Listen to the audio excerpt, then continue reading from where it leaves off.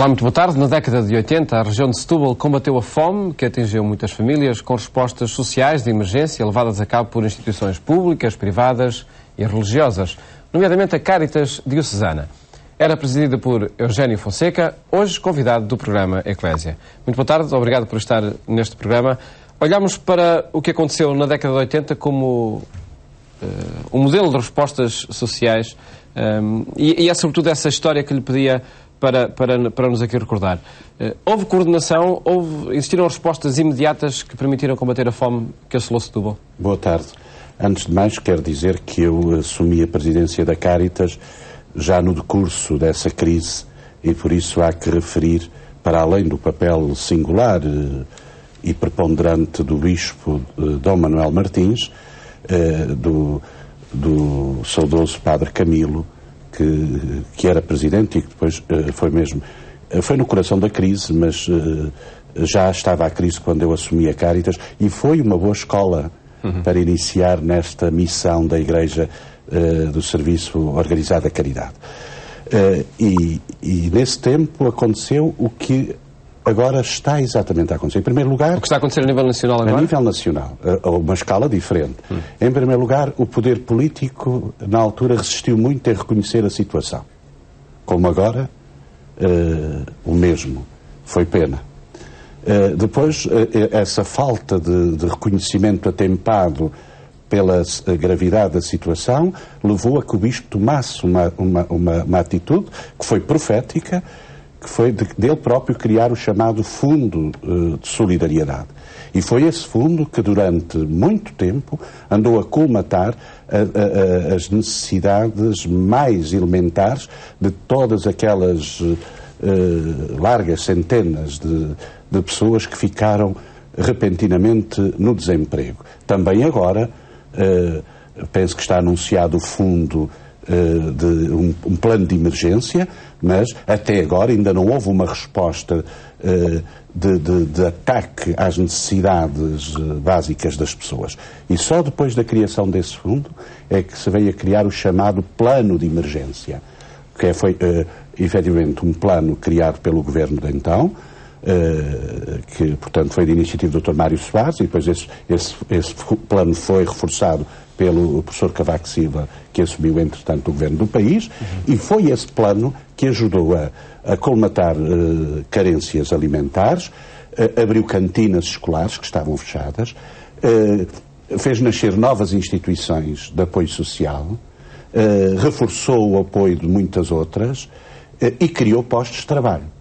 E criou postos, é preciso dizer que não foi... Quando se fala de emergência, não é apenas, e não tem que ser, como este espero que não seja, só na dimensão assistencial.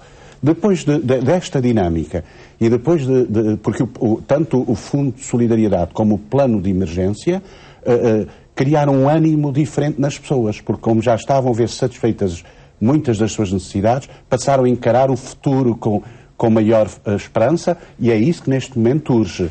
Portanto... Já existe o Fundo de Solidariedade, nomeadamente na Conferência Episcopal Portuguesa? Mas quero dizer, Paulo, antes disso, que foi por causa destas iniciativas que apareceu depois um programa mais estrutural, e é preciso não esquecer, e eu digo que se deve à Igreja, pela posição que tomou, pela persistência da denúncia e por ter assumido atitudes proféticas mesmo de acudir às situações, que depois surge o fundo comunitário que se chama OID e que deu origem depois à construção de grandes empreendimentos industriais como a Alta Europa. Este foi o percurso muito rápido. A Alta Europa nasce nesse contexto de crise? Nasce, é resultado, portanto foi nas estruturas de proteção para combater... Não foi de proteção, foi já como resposta do programa OID, Operação Integrada de Desenvolvimento, que foi já financiada, porque tínhamos entrado já na União Europeia e já foram fundos comunitários. Como outras respostas, mesmo a criação de infraestruturas naquela região, que ajudaram portanto, a que fosse relançado novamente o desenvolvimento e o crescimento económico daquela região. Mas a Alta Europa já aparece com o apoio de fundos comunitários. E digo-lhe mais, se não tivesse existido esse apoio, a crise que hoje estamos a passar estaria a ter consequências muito mais graves, temos situações em Setúbal com muita gravidade, mas seria muito mais grave se não tivesse havido esses apoios que permitiram a criação de respostas sociais que hoje estão a servir de uma almofada maior para os problemas existentes atualmente. Que concertação entre instituições públicas, privadas, religiosas, que aproximação é que existiu para que as respostas estivessem em sintonia? Essa foi outra das grandes mais-valias. Face à situação de crise, em primeiro lugar, começaram por se juntar as instituições da sociedade civil, como agora está a acontecer. Efetivamente, sob a liderança da Igreja, particularmente do Bispo, na altura, foram os sindicatos que o procuraram. Ele também procurou estar disponível para acolher todas não só as queixas, mas também as propostas que vinham dos sindicatos, e as instituições na zona também se juntaram. E depois, quando vem o chamado plano de emergência, entram então as organizações do Estado, nomeadamente as autarquias, algumas já estavam na fase antes do plano de emergência. É preciso dizer que até o Fundo de Solidariedade chegou a ser distribuído com a ajuda dos próprios sindicatos, das comissões de trabalhadores, para chegar aos desempregados onde a Igreja muitas vezes não podia estar, e houve aqui um espírito de universalidade, esquecendo credos, raças, e portanto também isto foi muito importante para aquilo que a Igreja deve ser neste campo no mundo, e depois vem então o próprio plano de emergência que obrigou às tais parcerias. E a vantagem deste plano, e espero que que agora que o Governo quer criar resulte da mesma forma, não estava muito envolvido em burocracias. Identificava-se o problema, ia-se ver qual era a resposta que se pretendia dar, e quem geria na altura era o Governo Civil, era governadora de Civil na altura a pessoa que tinha estado até então Presidente da Segurança Social, também foi essa uma vantagem, era técnica de Serviço Social, uma senhora que já partiu também, mas independentemente das suas convicções políticas, era uma pessoa muito interessada pelas questões sociais e de uma largueza de espírito que teve sempre por causas e nunca por interesses de ordem pessoal, e isso temos que o reconhecer, e então era nesta facilidade, nesta agilidade que se conseguiu que as respostas chegassem. Quando veio a ID, então formalizaram-se as parcerias. Eu aí aprendi muito. Estava a começar como Presidente da Caritas e fui chamado para pertencer à Comissão de Acompanhamento da tal OID, da tal Operação Integrada de Desenvolvimento, que era coordenada pelo professor Augusto Mateus. Tive aí a oportunidade e a sorte de o conhecer, e daí ficámos com uma relação muito amiga. A Isabel Guerra, a doutora Maria João Rodrigues, estavam aí os sindicatos, estavam as autarquias, estavam os representantes dos empresários, e aprendi muito aí. E logo nessa avaliação se foi percebendo que o desenvolvimento não se podia fazer com macro-respostas, mas tinha que ser com micro-respostas. A situação da Europa foi particular porque era preciso efetivamente um investimento que galvanizasse o maior número de postos de trabalho para recuperar uma situação de dificuldade, que era a situação do desemprego, que chegou a atingir os 20% em Setúbal. Mas o segredo esteve aí. Esquecermos ideologias, esquecermos interesses particulares, interesses cooperativos, e todos nos juntamos, e na área sindical, desde a CGTP ao GT.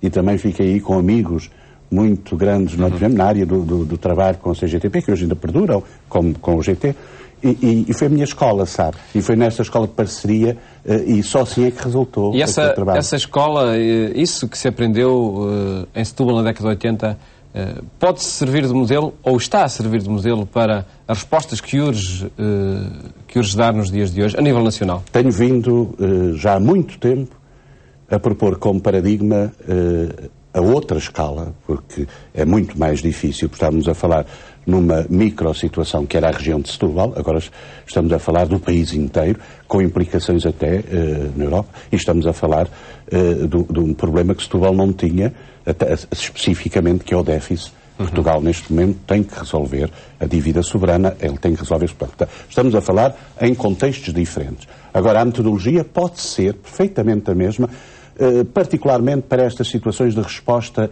mais imediata às necessidades básicas que as pessoas estão a sentir. E tudo está, parece que tudo está a repetir. Digo, e não é com vanglória nenhuma, em 2008 a Caritas, 8 de maio de 2008, por informações que tinha da sua rede internacional, com certeza estarão recordados que a Caritas veio a Terreiro falar da possibilidade do mundo entrar numa recessão económica e que Portugal seria muito afetado porque já se falava do problema financeiro e da ligação à banca. Aí a Caritas Nacional, não é? Caritas Nacional. Aí alguns não compreenderam o que é que se pretendia e até acharam que foi exagerada essa situação. Estamos aqui. Se aí tivéssemos prevenido, hoje talvez as medidas de austeridade teriam sido até teríamos tido a possibilidade de as colocar com mais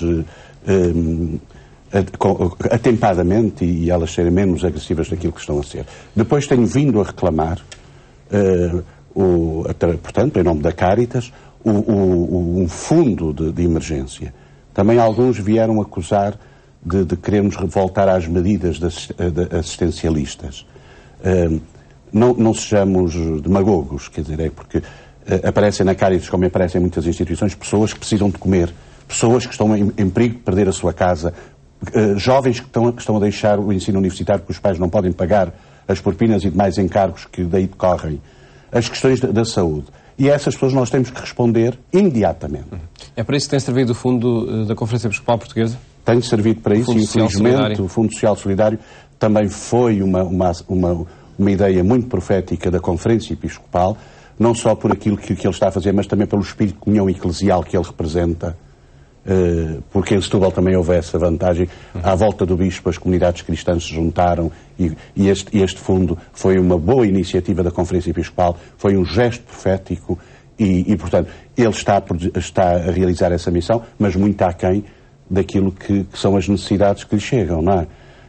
Portanto, os fundos são limitados. Daí a necessidade do Governo aparecer o mais depressa possível com esse dito plano de emergência. Agora, que seja um plano, porque os que não concordaram com a Caritas quando apresentámos essa ideia do fundo no anterior Governo, tinham como pressuposto algo que pode ser perigoso, que é, ao criar-se um programa desses, há o risco de se criarem mais gabinetes, mais funcionários, mais burocracia, e depois, com isto tudo, só vão ter acesso ao fundo daqueles que muitas vezes menos precisam, porque os que mais precisam, falta-lhes as forças anímicas, falta-lhes até, muitas vezes, a informação para aceder e responder às burocracias. Portanto, nós defendemos o plano. E há muitos gastos nessas distâncias intermédias. E depois, muito desse dinheiro perde-se nas distâncias. O que eu defendo é que haja um fundo cuja receita seja substancialmente, para não dizer integralmente, para as pessoas a que se destina e que se aproveitem as estruturas já existentes. É assim que o Fundo Social Solidário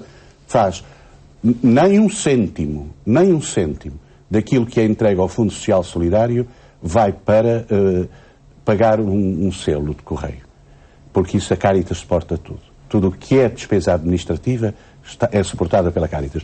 Todo o dinheiro que é entregue ao fundo é para as pessoas diretamente. Este Fundo Social Solidário, Fundo Social Solidário. E pode o plano de emergência do Governo fazer da mesma. Como é que o faz? Confiando na sociedade civil, esses fundos, porque eles estão mais perto das realidades. Agora, o Estado não se pode demitir e o Estado tem que depois ser regulador, quer dizer, tem que ver como é que estão a ser aplicados esses fundos que foi à disposição das instituições sociais. Num artigo recentemente publicado na Agência Eclésia, a professor Eugênio Fonseca defende de facto essa proximidade e autarquias, grupos de voluntários. Está aí o segredo para que as ajudas cheguem de facto a quem precisa de forma mais célere? Não tenha dúvidas. Não tenha dúvidas. Não é com gabinetes na Praça de Comércio? Não, nem é preciso irmos à Praça do Comércio. Não são a partir dos gabinetes até que estão, às vezes, demasiadamente funcionalizados, em que a preocupação é cumprir só normas. Quer dizer, eu sei que há que haver transparência, eu sei que há que haver rigor, mas também já está provado, não é por haver muita burocracia que deixa de haver as fraudes. E, portanto, é aquele velho princípio que a Igreja defende e que agora está a ser assumido por todos, que é o princípio da subsidiariedade. Quem está mais perto conhece com maior objetividade os problemas e então com maior realismo, pode responder a esses problemas. Também, como são instituições muito simples no seu modo de funcionamento, e muitas vezes essa simplicidade traz problemas até, às vezes, da organização, que é preciso colmatar, e aí então é que o Estado mais fiscalizar, ou não só fiscalizando, mas ajudando as instituições a capacitarem-se. Portanto, não tenho dúvidas que é com o apoio dos voluntários. E os voluntários não só trazem essa mais-valia da proximidade, como também evitam custos que, se forem praticados, essas ações forem praticadas por outros, às vezes saem muito caras.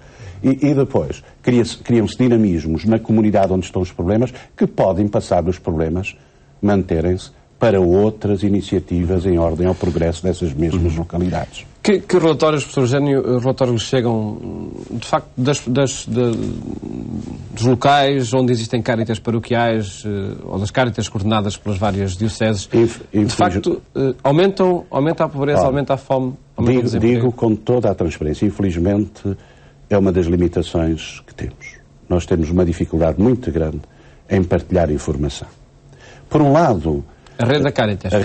E a rede, porque a ação da Igreja no campo social não se esgota na Cáritas. Há muitas outras organizações na Igreja que também praticam a ação social. Agora, fazem a ação social. Agora, nós temos esse constrangimento que é muito limitativo na Igreja. Nós não temos a cultura de partilhar o que fazemos. E provoca desconhecimento em relação ao que acontece, de facto? Acaba por não provocar desconhecimento. Nós depois temos a dificuldade em objetivar esse desconhecimento, porque temos a forma empírica de obtenção do conhecimento. Porque encontramos-nos, temos reuniões regulares, e aí as pessoas vão dizendo, e a partir daí nós vamos sabendo a evolução das situações. Agora, quando me perguntam quantos são, eu posso dizer relativamente a algumas dioceses, por exemplo, posso lhe dizer que só relativamente a 8 cáritas diocesanas e a abril passado, estavam a ser, só 8 cáritas, e são 20 cáritas diocesanas, estavam a ser atendidas 75 mil pessoas. Mas não estamos a falar depois ainda do lugar mais recôndito da paróquia, onde se atendem muitas pessoas. Portanto, isto era um exército incontável. Agora, falta esta cultura da sistematização da informação. E a cultura é que muitas pessoas acham que não vale a pena ter este trabalho, porque o que importa é ajudar as pessoas. É preciso saber e ter consciência que para se ajudar bem as pessoas tem que se conhecer quantos problemas existem, onde estão esses problemas, porque enquanto não mudar a civilização que temos, que valoriza mais o número do que a pessoa em si, embora a preocupação para nós seja a pessoa, independentemente do número de pessoas que tenham esse problema, basta ter uma pessoa um problema para nós já devermos estar preocupados.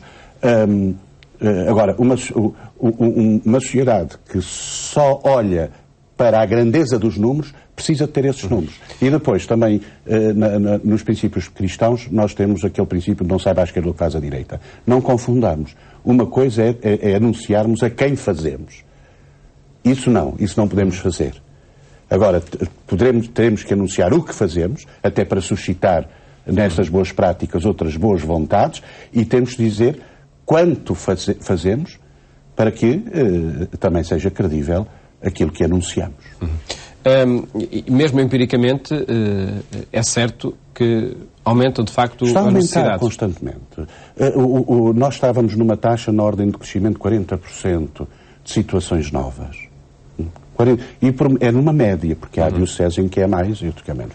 E há um indicador logo que é este, é que são cada vez mais escassos os recursos, porque são cada vez maiores e mais complexas as necessidades. Isso é um dado, é óbvio. Então a Cáritas tem vindo a fazer reajustamento de prioridades. A alimentação, felizmente, há já muitas respostas no país, e uma refeição por dia, pelo menos, qualquer pessoa em situação de necessidade pode ter, desde que esteja bem informada e vá aos lugares onde isso... Ainda há pouco tempo, numa diocese, abriu uma resposta inovadora, que é o restaurante social, que julgo que está a ser muito interessante, porque não está só na perspectiva de dar comer, mas até na promoção das pessoas. E depois temos, direcionamos os parcos recursos que dispomos para que as pessoas não percam a habitação. E mesmo aí temos muitas dificuldades, porque, Paulo, são números às vezes astronómicos, dívidas. E depois a pergunta é, mesmo que a gente amortize essa dívida, se a pessoa continua sem recursos, daqui a 2 ou 3 meses volta a pedir-nos ajuda e é impossível. Depois, a questão dos universitários preocupa-nos muito, porque houve a reformulação das bolsas de estudo e muitos alunos perderam acesso à bolsa de estudo. E depois os medicamentos. Há medicamentos que aumentaram escandalosamente e para doenças que são cruciais. Eu preocupo muito a doença mental. Amanhã podemos ter tensão social no país, não tensão violenta no sentido de uma reação agressiva à situação, mas por descompensação psíquica que muitas pessoas podem ter pela gravidade dos problemas que têm. Para fazer face a essas necessidades, o professor Eugénio sugeriu, também nesse artigo, repete nesse artigo da Agência Eclésia, que 5% do subsídio de férias seja para o tal Fundo Social Solidário. Que receptividade está a ter esta proposta? Foi mais um desafio. Eu recordo que o Sr. Dom Carlos Azevedo, o ano passado, fez um desafio idêntico e foi tão mal compreendido, até por gente que devia compreender o que é que estava em causa, mas mesmo assim ousei avançar. Primeiro, faço esse desafio a quem pode mesmo contribuir, porque há gente que já não pode dar mais. Mas quem pode, porque temos neste país gente com salários chorudos. Porque o problema é preciso, quer dizer, chegámos aqui porque não foi por falta de riqueza, foi porque, desgraçadamente, concentrámos a riqueza na mão de muito poucos. E, portanto, há salários, é para esses. Mas sabe o que é que me está a acontecer? Tenho recebido, portanto, mensagens a perguntarem, de muitos sacerdotes, a perguntarem, eu quero entrar nessa contribuição, como é que faço? Claro que o fazer é através do Fundo Social Solidário, em qualquer caixa de multibanco, na entidade e referência só 2222. Informação, aliás, que estamos a disponibilizar. Muito bem. E é fazer isso. Mas realço outra vez. Para aqueles que puderem. Mas também sei, porque a experiência tem-me dito, que muitas vezes são aqueles que menos podem, que ainda fazem o esforço suplementar para ajudarem os outros. Tenho também recebido cartas nesse sentido, de magras reformas, que mesmo dessa magreza ainda repartem com aqueles que consideram que estão em situação mais difícil que eles próprios. Professor Eugénio Fonseca, o nosso tempo chegou ao fim. Agradeço ter estado aqui neste programa, onde quisemos apresentar as respostas coordenadas pela Caritas a nível nacional, regional ou local para responder às situações de emergência social que vão crescendo. Votos de um bom fim de tarde, boas férias se for o caso, e até amanhã, se Deus quiser.